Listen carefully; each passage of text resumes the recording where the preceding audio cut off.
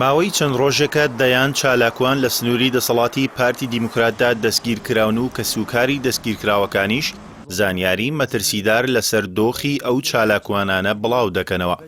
بەپێی زانیاریەکان زیاتر لە 100 چالاکوان و ڕۆژنامەنووسی دانیشتووی ژێر دەسەڵاتی پارتی لە پارێزگاکانی دۆهۆک و هەولێر بەهۆی خۆپشاندانەوە دەستگیر کراون و بەشێکشیان خراونەتە ژێر ئەشکەنجەی توند و مەترسیدارەوە. فاروق عومەر یەکێک لە چالاکوانەکانی پارێزگای دهۆک ماوەی چەند ڕۆژێک لەلایەن ئاسایشی پارتیەوە دەستگیر کرا، پاشان بەهۆی تێکچوونی دۆخی تەندروستیەوە ئازاد کرا و ئێستا لە نەخۆشخانە خراوەتە ژێر چاودێری وردەوە. لەبارەی دۆخی تەندروستیەوە خەتاب عومەر برای فاروق عومەر ئاشکرای کردووە براکەی ماوەی 2 ڕۆژ لە زیندانی تاکە کەسیدا بوو و ئەشکەنجە کراوە و بێ خواردن و بێ ئاو هێڵراوەتەوە، بە جۆرێک تەندروستی بە تەواوی تێک چووە.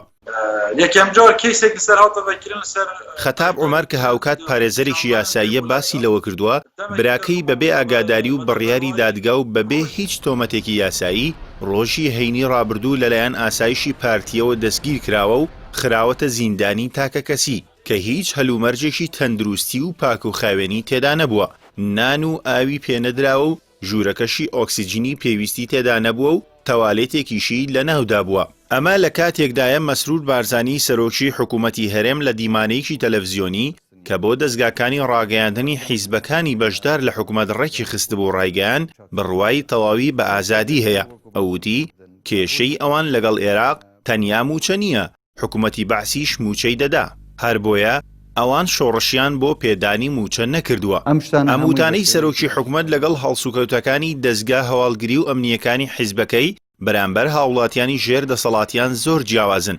بەو پێی ئەو کەسانەی ئێستا لە زیندانەکانی ئاسایشی پارتی بەبێ فەرمانی دادگا و بێ چاودێری ڕێکخراوەکانی مافی مرۆڤ دەستگیر کراون، خۆیان یان کەسوکاریان بۆ ئازادی شۆڕشیان دژی بەعس ئەنجامدا و قوربانیاندا، کەچی ئێستا بەدەستی کورد تا نزیکی مردن ئەشکەنجە دەدرێن.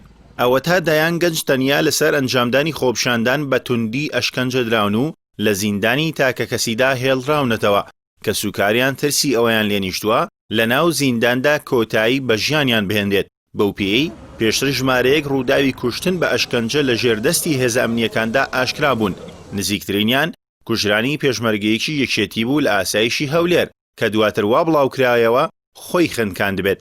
ئەمە جگەلەوەی چەندین دۆسیەی دیکەی تیرۆرکردنی ڕۆژنامەنووسان و چالاکوانان بێ ئەنجام ماونەتەوە و تاوانبارانیش دەستگیر نەکراون.